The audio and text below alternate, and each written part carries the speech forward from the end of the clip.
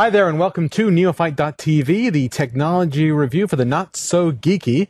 My name is Ben Friedman, and today we have a special guest, my friend Andy Dillard. Andy! Ben, how you doing? Good, thank you for coming on the show. Thank you for having me. It's a pleasure to be here. Now, Andy is a gadget lover like myself, and one day he said, listen, when you get one of these GPS units in, one of these new GPSs to review, you reviewed a bunch of them.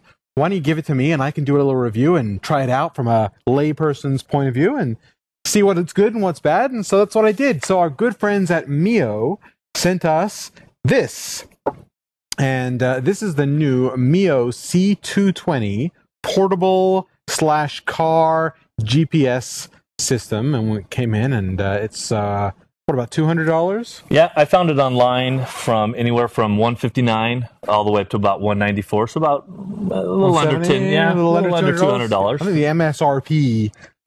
MSRP, probably like about $199 or something. Yeah, exactly. So you've had this a few weeks. Just before we get into details, what are your overall thoughts? You know, overall, I really liked it. I found it to be very easy to use, and you know, I can't say a whole lot of bad things about it. I really enjoyed it. It's a pretty small little unit, so I guess if you want to take it with you traveling. Absolutely. That's one of the things that they kind of advertise, is that it's easy to pop off of the mount, slip into a pocket, and off you go with it. And I found it to be exactly that. Right. So now I have used the previous one, the 310, I think it is. And this one is a little smaller, a few less features. For instance, this one has an SD card slot on the side. Correct. But the 300 will play MP3s like an iPod. Cannot with this one. True. Now, I took the other one that you had, the 310. The 310. And I don't know that I would use the MP3 player. Well, I don't know if many people buy a GPS to play MP3s. Exactly. I think that it's just kind of an added feature that might cause the price to go up a little bit, and something that you may not really need. I mean, as far as a GPS goes, this did everything that the more expensive one did, except for play MP3s. It has the SD card slot. It does. And it has a headphone jack. Correct. And I think what that's for, the SD card, was so that you can place that into your computer, log onto their website, and download the latest versions of the maps that you need, so it's completely upgradable as far as the maps go through the SD card. And that's right. However, it does have a USB jack. Correct. So if you didn't want to use the SD card... And this is the thing that didn't make a whole lot of sense at first, was it didn't come with a computer interface cord. No USB cable. No USB cable. This is just for charging? Correct. That is for a car charger that it came with. Comes with a car charger. So it comes with a car charger, but it doesn't come with the computer interface. Right. Other than the SD card. Right. Okay, so you use the SD card maybe for upgrading it with the new maps. Exactly. I got you. And the headphone, I would imagine, is just so that you can listen to the voice instructions as you're traveling. Turn left in 50 feet. As a matter of fact, I do have the British accent on this. Oh, there's multiple accents. Well, there's multiple. I think they have 15 or so different languages. Right. And one of them is a British accent. Of course, I like the British accent. So other than the power button, there's no buttons on here. There are no buttons, and that's another thing that they're kind of advertising on this, is there's one external button, turns it on and off, and everything else is done through the screen. Why don't you? I don't know if you can see it there while I'm holding it. Can you get me to a menu here so sure. somebody see how that works? Another thing I really liked about it is the ease of use. You can navigate so quickly through it. What do you want me to find? You tell me something and I'll get you to a main screen here. Like a restaurant type of thing? If you want a restaurant, I think they say that there's 3.5 million POIs, points of interest. Because I'm pretty hungry. That are in it, and I believe that those are upgradable as well. When you upload a new version of the maps, I think that you get more of those. So will it find like the nearest restaurants, or do you have to use a name to search by name? Either. You can do it a couple different ways. You can just say that I want to find. Let's see here.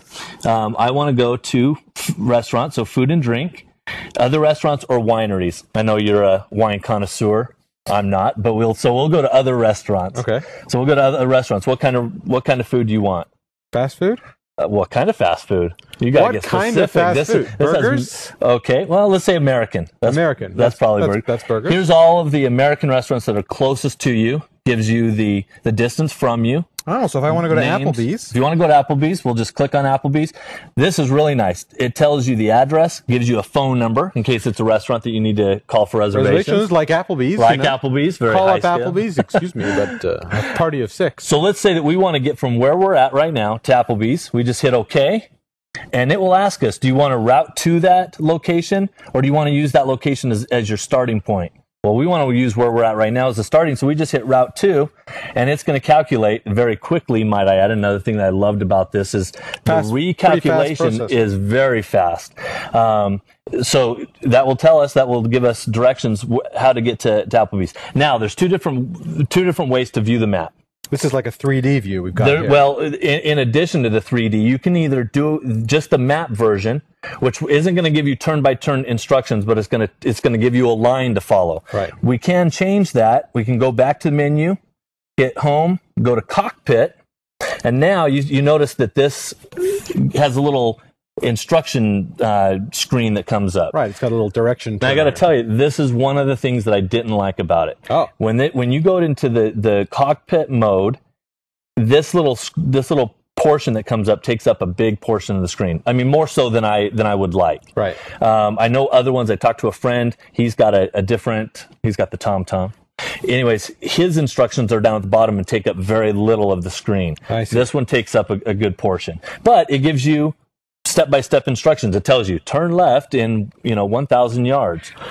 I really think it's neat. I don't know if they can see this on the screen, but the way that the roads, as you get like further away, kind of fade out. Exactly. Fade into the sky. It's got the 3D effect. That's one of the things I loved about it. The graphics on this are unbelievable. The color schemes you can change to whatever color schemes that you want. Right. There's both a night version and a daytime version. So at night, you don't have this bright screen blaring in your face. Right. You can tone it down to some blacks and blues, so it's more aesthetically pleasing. So what else don't you like?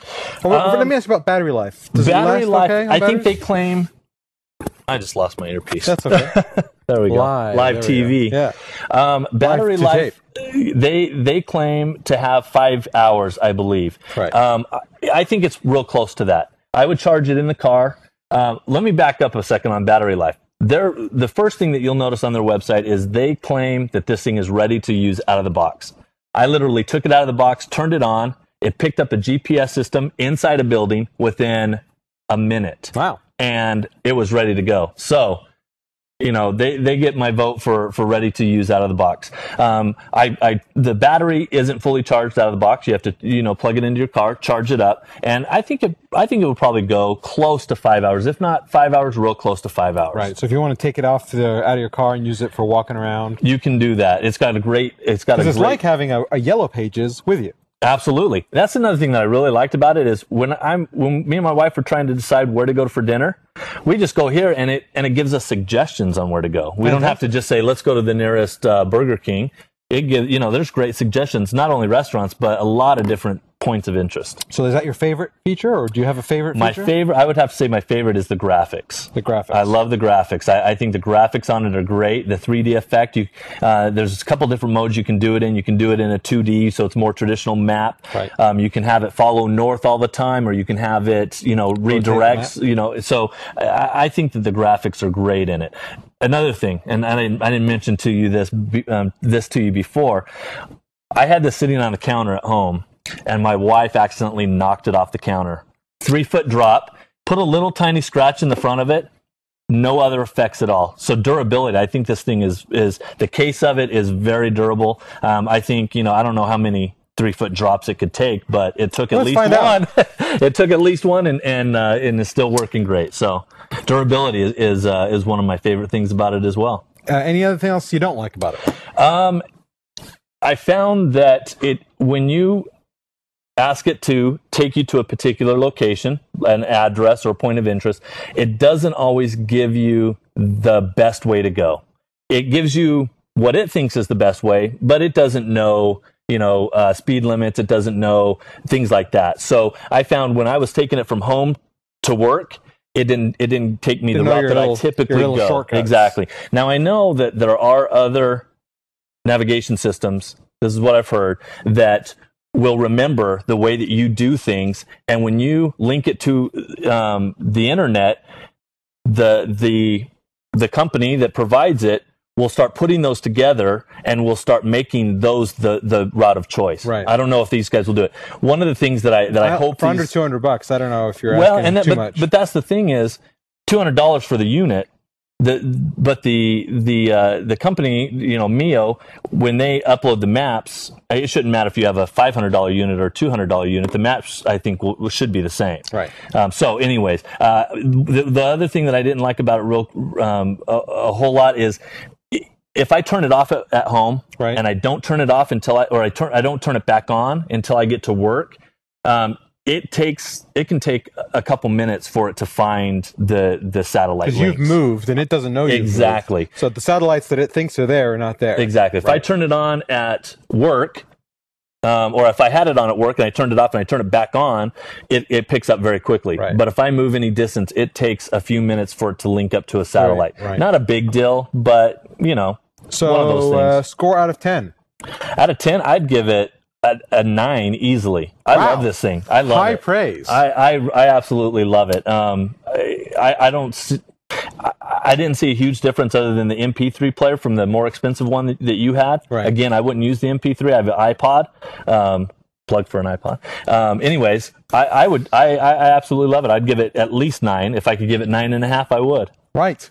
Well, So, you can. Let's give it a 9.5. 9.5 out of 10 then. So that's 9.5 out of 10 from Andy Dillett for the Mio C220, Correct. which is their new inexpensive, portable, in-car or in your pocket GPS system.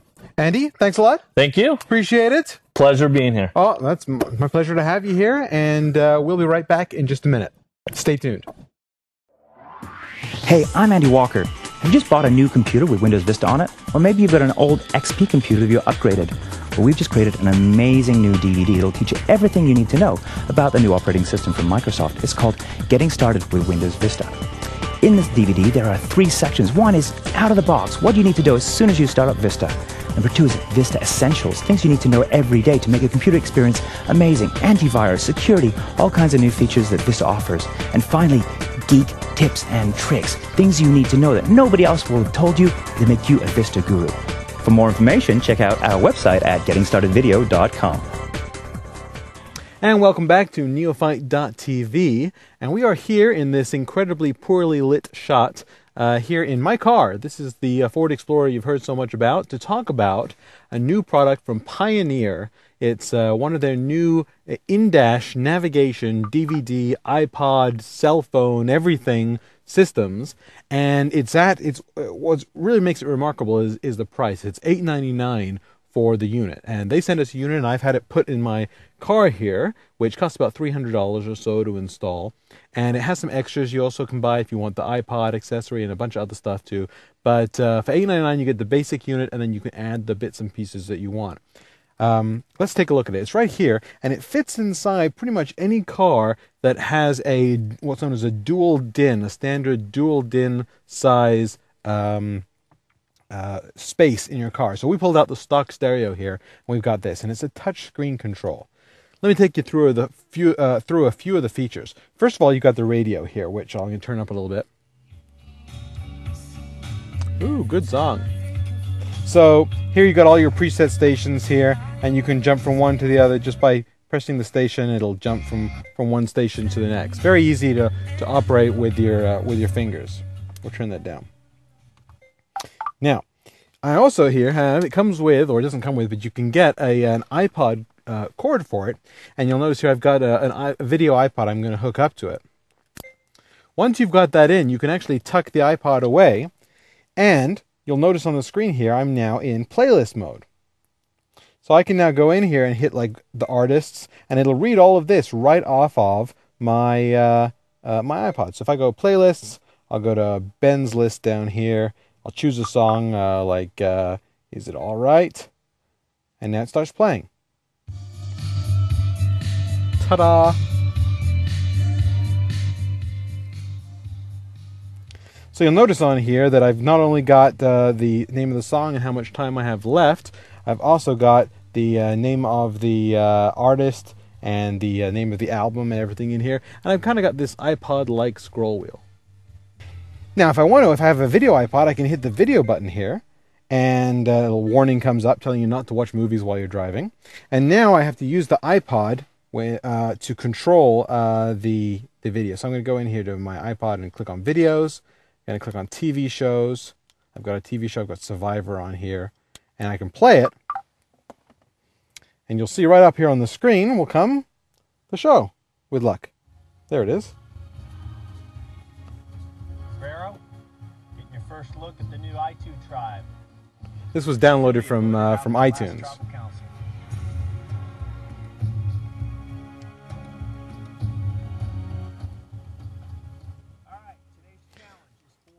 So you see, you can actually watch TV shows, movies, basically any video that you've got on your iPod, you can watch down here, as well as, of course, putting a DVD in the slot here and watching a regular DVD.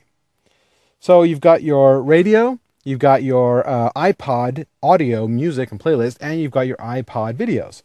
Clicking further over here, I can go ahead and connect to a Bluetooth cell phone.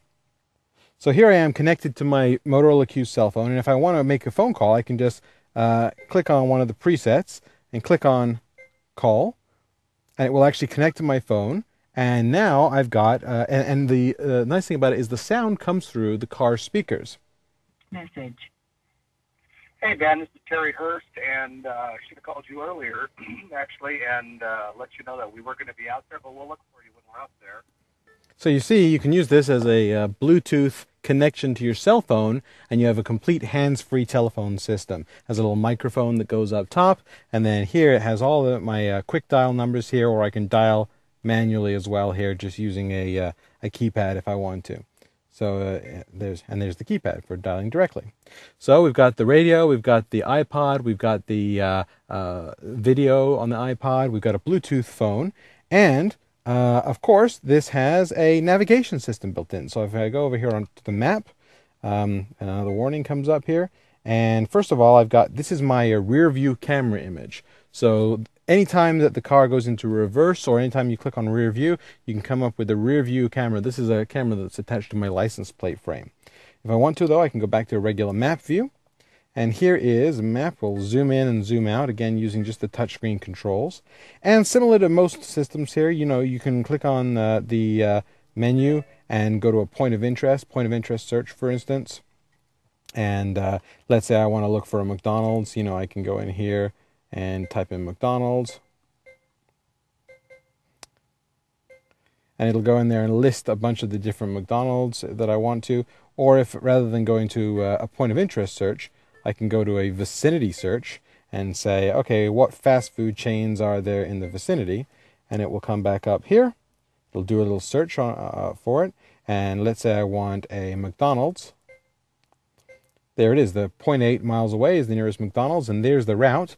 I can choose a couple of different routes. If I want to get there, I can click next, and it'll cycle through. Although this is 0.8 miles away, there's only one route for me to take. Click on OK, and it will actually go in here and find the route out for me. Here I am at 0.4 miles away now from that McDonald's. In 4/10 of a mile, turn left. So it's got a really nice navigation system built in. It's got a Bluetooth connection to my phone. It's got a connection to my iPod. It's got a rear view camera. It's actually a pretty well-rounded unit, and I think at the price of $8.99, it's pretty much one of the cheapest in-car navigation CD, DVD, iPod systems you can get, especially when you talk about having the rear view camera in there and the DVD player in the as well. It also will play like DivX files and MP3 files off of a CD as well. So that's the Pioneer. It's called the AVIC-D3, AVIC-D3 from Pioneer. $8.99 price point on the stereo alone, and then it's a little extra if you want the rear view camera and the iPod and the Bluetooth accessories. But you can add that or take that away as you like. That's all the time we have for today. I'm going to go and get out of this really, really hot car. And if you have a second, visit our website, www.neo-fight.tv, and we'll see you next week. And if you have an extra 30 seconds, take a look at this. In today's fast-paced world, it's vitally important that young people develop a good understanding of how computers operate and how the internet works. LittleGeeks.org takes donated computers, refurbishes them, and then provides them to underprivileged kids at no charge. It's our goal at littlegeeks.org to make sure that no kids are left out of the digital revolution. To find out how you can help, please visit www.littlegeeks.org. Thanks a lot.